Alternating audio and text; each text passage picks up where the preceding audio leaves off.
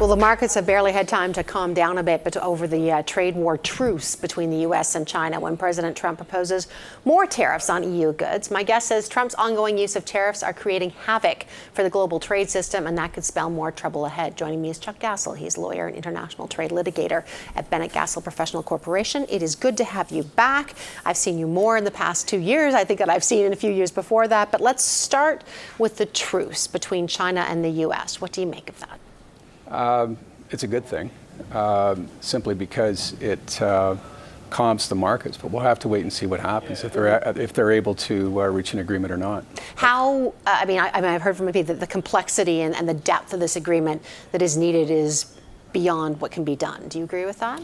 Well, it's dealing with a number of market access issues and changes that are that they're trying to take place in China to give the United States and others more access. But the question is, let's take a look back to NAFTA 2 versus NAFTA 1. Mm-hmm. The changes are not really that great between NAFTA 2 and NAFTA 1. So was President Trump looking for a true revolutionary agreement, or was he looking for something that he could consider to be a win? And so when he's negotiating with China, is he really looking for something to remarkably change things, or is he looking for something that he can claim as a win in November of 2020? Yeah, so that probably is much more likely than a comprehensive agreement. How common do you think it is? I mean, he has a fairly liberal use of tariffs, threats of tariffs in terms of negotiating tactics with everybody right now. Is there precedent, do you think, for the way that he's been using them? With the exception of one, what he's doing is completely inappropriate and contrary to international trade rules, and represents a threat of disruption to the world economy. Mm-hmm.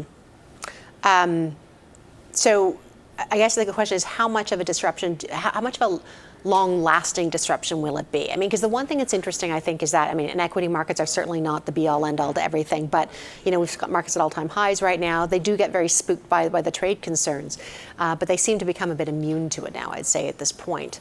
Tell me about the other long-lasting impacts you might think that are out there. It's the institutional damage to the international trading system, specifically the World Trade Organization, because it provides a set of rules to establish reliable trade. And if you have a dispute, such as the things that Trump is raising, you go to the World Trade Organization and have the dispute settlement mechanism sort them out.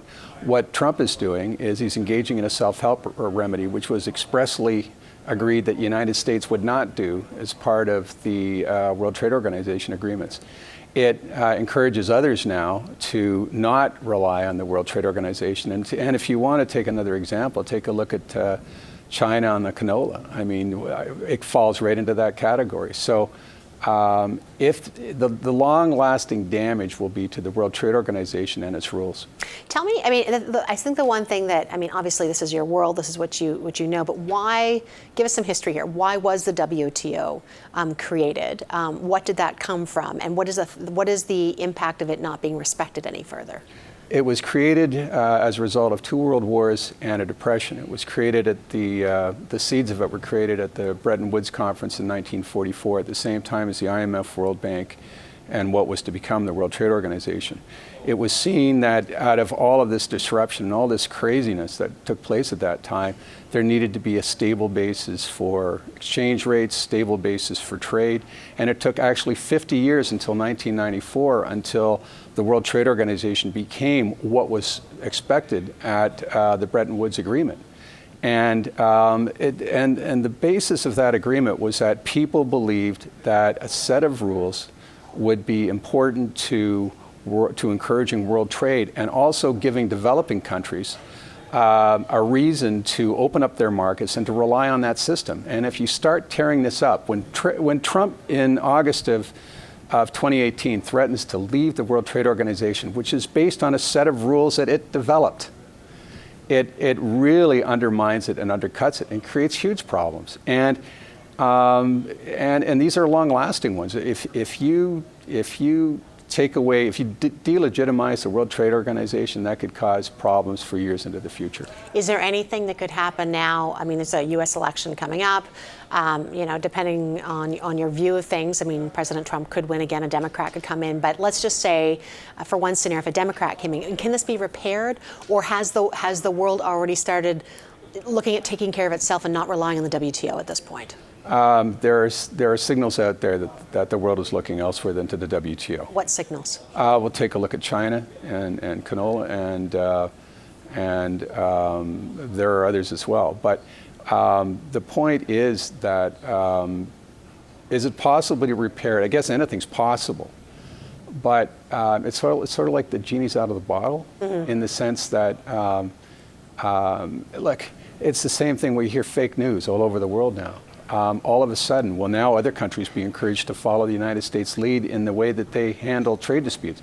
It takes 2 to 3 years for World Trade Organization panel to reach a decision. And so what you do is you slap on all kinds of tariffs in the meantime, create all kinds of havoc, force the other weaker country to agree to your position. And so will we see more of that? Quite probably. I've only got about 90 seconds here, but what do you think, so what does that new world trade order look like, and what does it mean for Canada? Well, I think what it means is that you end up with, let's assume that the World Trade Organization was to really be delegitimized.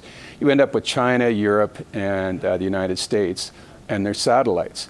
It may be, from a certain respect, if NAFTA goes through, then Canada may become a stable platform for trade, except when you see what's happened in Mexico with respect to the immigration thing. So Trump may still leave those things. But as long as Canada can sign NAFTA, we may be able to weather some of that storm. Sobering conversation. Chuck, it's always a pleasure, though. Thanks for the insight. Thank you.